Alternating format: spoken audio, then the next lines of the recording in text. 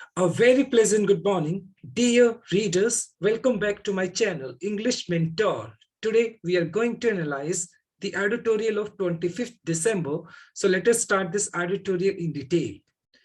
The title of this editorial is A Shot in the Arm. देखो, a shot in the arm का जो meaning होता है, उसको आप बोल सकते हैं एन इनकरेजिंग स्टिमुलस, मतलब एक उत्साहवर्धक प्रोत्साहन। यानी जब कोई भी ऐसी चीज करते जो आपको प्रोत्साहन देती है, उत्साह देती है, तो उसके लिए हम यूज कर सकते हैं a shot in the arm.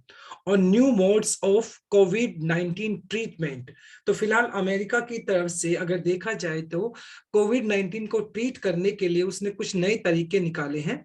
तो इसी बात को हम इस एडिटोरियल में स्टडी करने वाले हैं। So let us start this editorial in detail. New modes of treatment offer greater hope in dealing with COVID-19। यानी जो अमेरिका की अगर बात की जाए तो अमेरिका ने फिलहाल कुछ नए तरीके इजाद किए हैं किसके कोविड-19 को ट्रीट करने के लिए। तो डेफिनेटली सी बात है, अगर ये कुछ नए तरीके निकल कर आएंगे तो इससे कोविड-19 का जो ट्रीटमेंट है तो उसको और भी अच्छे तरीके से किया जा सकेगा। और एक ये आशा की किरण देता है अगर ये नए तरीके बिल्कुल प्रॉपर तरीके से इनको यूज किया जाए तो। If full vaccination using any COVID-19 vaccine greatly reduces a person's risk of progressing to severe disease and death। तो ऑब्वियसली बात है कि मतलब अगर जो फुल वैक्सीनेशन की अगर बात की जाए, जिस भी इंसान ने कोविड-19 का फुल वैक्सीनेशन लिया है तो उसका काफी हद तक जो एक रिस्क है किसका, सीवियर डिजीज, और काफी केसेस में जो कोविड पेशेंट है उसकी डेथ भी हो जाती है। तो जिस भी पर्सन ने फुल वैक्सीनेशन प्रोग्राम लिया है, यानी दोनों की दोनों डोजेस ले चुका है वो, तो उस पर्सन का काफी हद तक रिस्क क्या है, बहुत कम हो जाता है उस बीमारी को लेकर, और उसके डेथ के जो चांसेस है वो काफी हद तक कम हो जाते हैं। Then the move by the US FDA, और फिलहाल यूएस की तरफ से देखा जाए United states of America, FDA मतलब हो गया आपका फूड एंड ड्रग एडमिनिस्ट्रेशन। तो यूएस का जो food and drug administration department है, ग्रांट इमरजेंसी यूज ऑथराइजेशन, जिसको आप EUA बोलते हैं। तो मतलब उसने क्या किया है, 2 ओरल एंटीवायरल ड्रग्स को उसने क्या किया, इमरजेंसी यूज के लिए परमिशन दिया, उसको ग्रांट दे दिया है। ओरल मतलब जिसको आप मुंह के जरिए ले सकते हैं, एंटीवायरल ड्रग्स क्या होगी, एक मेडिसिन हो गया एंटीवायरल, जो वायरल को रोकने के लिए जो ड्रग्स दी जाती है। तो ओरल ये ड्रग है फॉर सर्टेन कैटेगरीज, एक स्पेसिफिक कैटेगरीज को लोगों को ये दी जाएगी who are likely to become severely ill, provides much needed flip to fight the disease। ये उन्हीं स्पेसिफिक लोगों को दी जाएगी जिनको बहुत ज्यादा चांसेस है कि वो बहुत बुरी तरीके से बीमार पड़ सकते हैं कोविड-19 की वजह से। और ये जो फिलहाल ओरल एंटीवायरल ड्रग्स की बात की जाए तो ये बहुत ज्यादा मदद करेगा। एंड फ्लिप का मतलब हो गया encouragement to fight the disease, और ये कहीं ना कहीं उन लोगों की मदद करेगा। और ये अपने आप में क्या है, एक इनकरेजमेंट है, एक प्रोत्साहन है, जिससे कि इस डिजीज को लड़ा जा सके, इसका सामना किया जा सके। Unlike in case of remdesivir, और जैसे कि रेमडेसिविर के केस में अगर देखा जाए तो रेमडेसिविर केस की बात की जाए तो वो क्या था, वो एक ओरल एंटीवायरल नहीं था बल्कि उसको इंजेक्ट किया जाता था। these drugs Pfizer, Paxlovid and Merck Molnupiravir are oral pills, so can be administered outside hospital settings। जहां तक अगर बात की जाए रेमडेसिविर की बात की जाए तो ये वो मेडिसिन थी जो जनरली ये हॉस्पिटल्स में ही मिलती थी, तो ऑब्वियस सी बात है। लेकिन फाइजर की अगर देखा जाए, और जो फाइजर का जो पैक्सलोविड है और जो मर्क का मोलनुपिराविर, ये जो मेडिसिन है ये इजिली अवेलेबल है। ये ओरल पिल्स है जिनको आप मुंह के जरिए ले सकते हैं, और हॉस्पिटल से बाहर भी इनको आसानी से एडमिनिस्ट्रेट किया जा सकता है। एडमिनिस्ट्रेट का मतलब हॉस्पिटल से बाहर भी इनको आसानी से दिया जा सकता है। They are meant for use by people with mild moderate disease, और ये जनरली जो बनाई गई है, ये जो मेडिसिन बनाई गई है, वो लोग जो कि माइल्ड और मॉडरेट, जिनको मतलब बहुत ज्यादा ये जो सीवियर कोविड नहीं हुआ है, मॉडरेट कोविड हुआ है, उनको ट्रीट करने के लिए इन मेडिसिन का यूज किया जा सकता है। Within 5 days of symptom onset, onset का मतलब किसी चीज का शुरुआत होना। जैसे कोविड के अगर कोविड के सिम्टम्स दिखाई पड़ते हैं तो उस 5 दिनों के अंदर अंदर इन वैक्सीन इन मेडिसिन को दिया जा सकता है। पैक्सलोविड एन एंटीवायरल ड्रग, जो पैक्सलोविड है जो कि एक एंटीवायरल ड्रग है, was the first to be granted an EUA, जिसको आप इमरजेंसी, जैसे आपने यहाँ पे देखा था हमने EUA का, ये emergency use authorisation on December 22, और December 22 को जो पैक्सलोविड नाम की जो एंटीवायरल ड्रग है उसको क्या मिल गई थी, परमिशन मिल गई थी।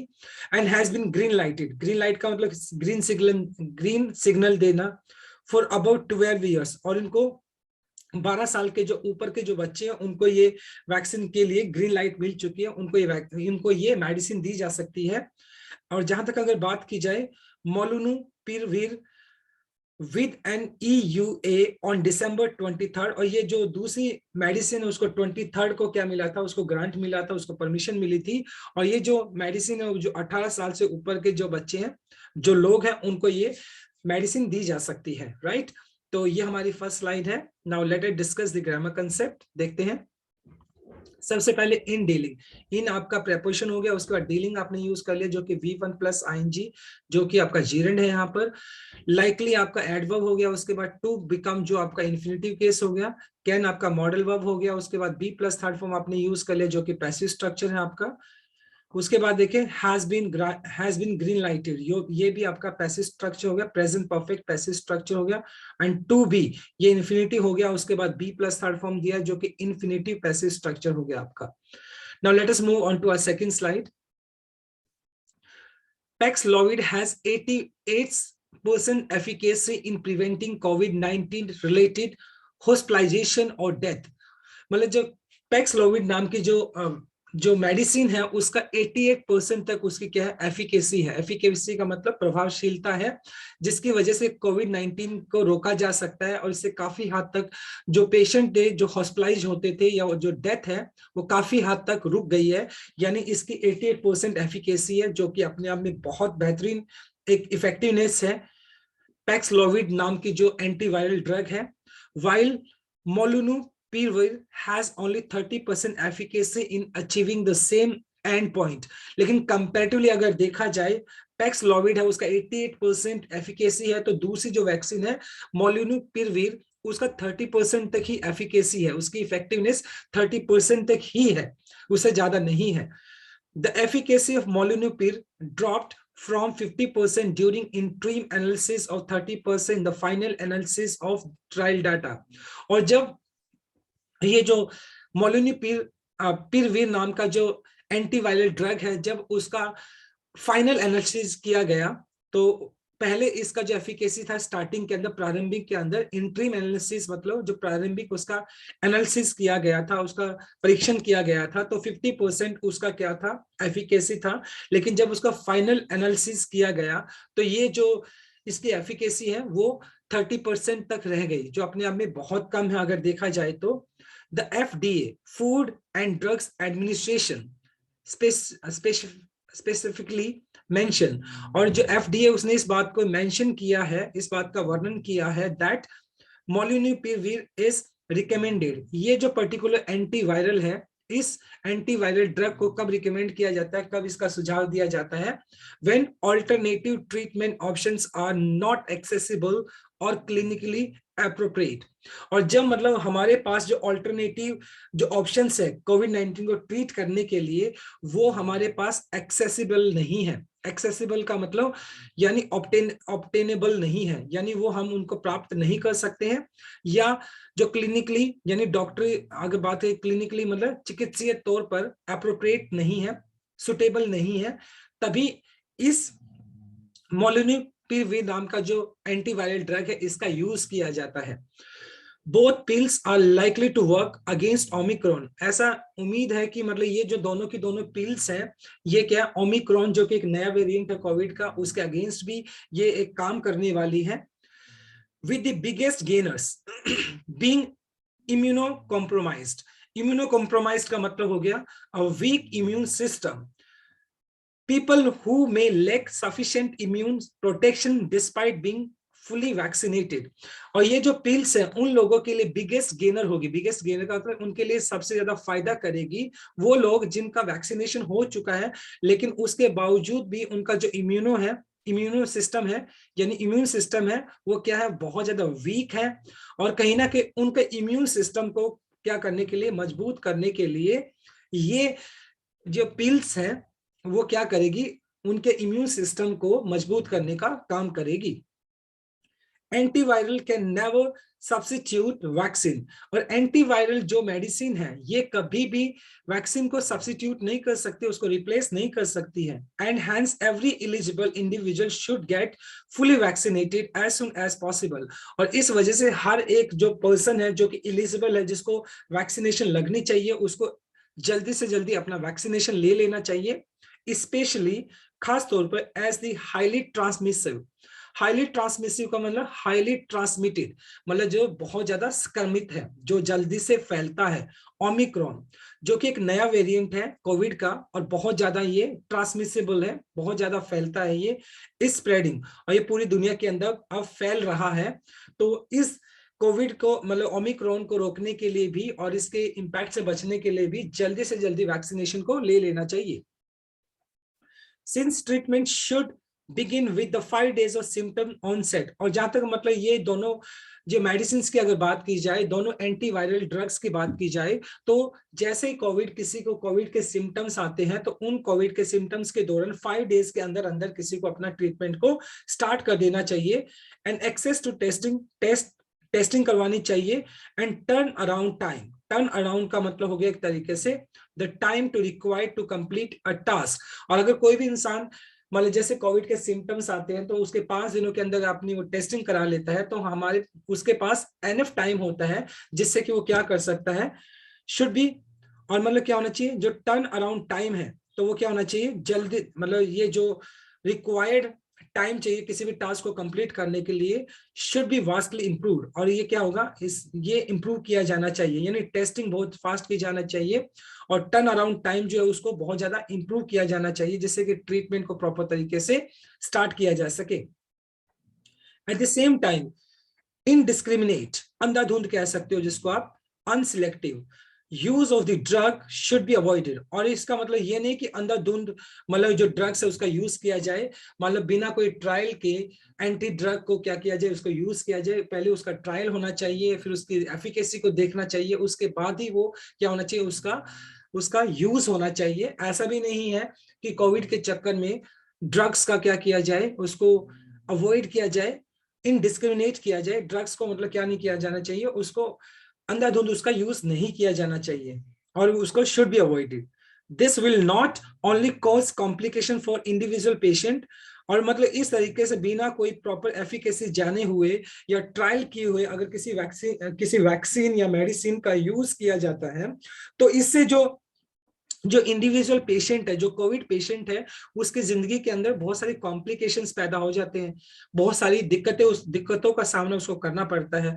But also lead to drug resistance. और मतलब ये नुकसान तो होगा ही होगा कोविड पेशेंट को, मतलब उसको हेल्थ कॉम्प्लिकेशंस तो होंगे ही होंगे। Eight the same time drug resistance का मतलब हो गया the reduction in effectiveness of A medication.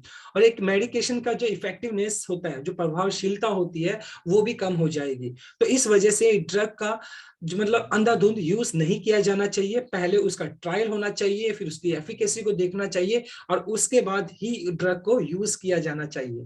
Right, so this is our second slide.